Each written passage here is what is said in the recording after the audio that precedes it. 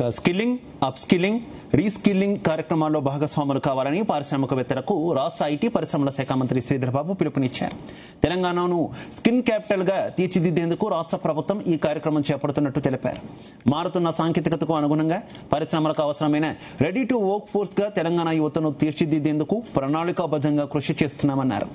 Boeing learning links foundation, central institute of tool design సంయుక్త ఆధ్వర్యంలో నిర్వహించిన బోయింగ్ స్కిల్లింగ్ ప్రోగ్రామ్ను విజయవంతంగా పూర్తి చేసిన యువత, దివ్యాంగులు, వెటరన్స్ కు ఆయన ధృవీకరణ పత్రాలను అందజేశారు.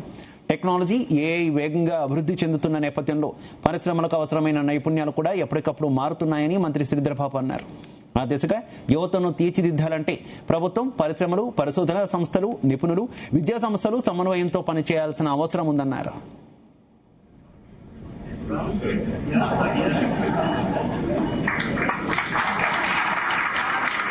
ఫెసిలిటీని ఇక్కడ ప్రారంభోత్సవం చేసుకోవడం జరిగింది. వారు దాదాపు 1600 మందికి ఉద్యోగ అవకాశం, వారు కొత్త టెక్నాలజీని ఉపయోగించుకొని ఇంజనీరింగ్ సొల్యూషన్స్ ఇవ్వాలని, ఆ క్రమంలో దాదాపు వారికి ఫార్చ్యూన్ 500 కంపెనీస్లో సంబంధించిన క్లయింట్స్ ఉన్నారు. వారికి దానికి తోడు 4500 మంది క్లయింట్స్తో కూడుకున్న సంస్థ ఇది.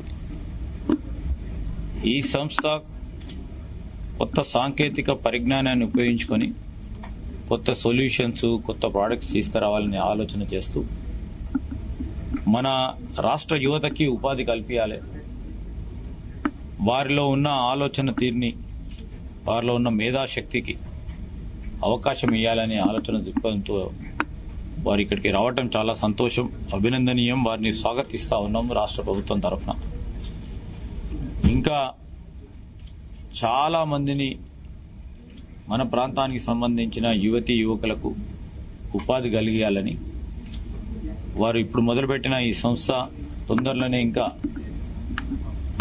ఎక్స్పాండ్ చేసి 10 మందికి ఇంకా జాబ్స్ క్రియేట్ చేసే విధంగా ముందుకు సాగాలని చెప్పడం జరిగింది.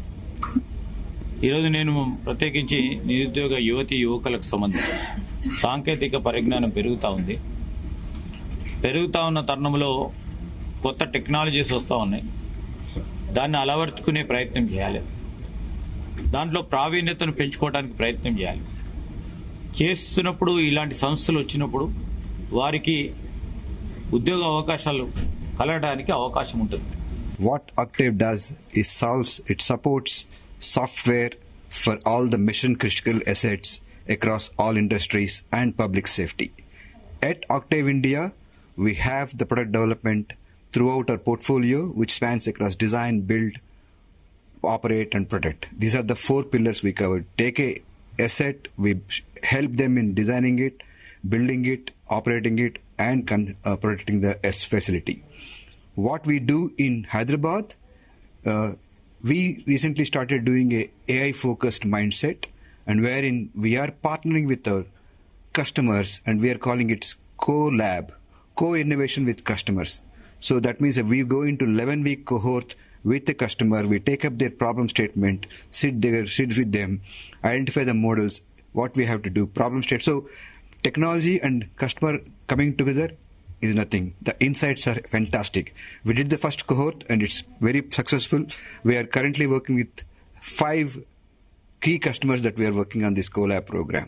ఫెసిలిటీని ఇక్కడ ప్రారంభోత్సవం చేసుకోవడం జరిగింది. వారు దాదాపు 1600 మందికి ఉద్యోగ అవకాశాలతో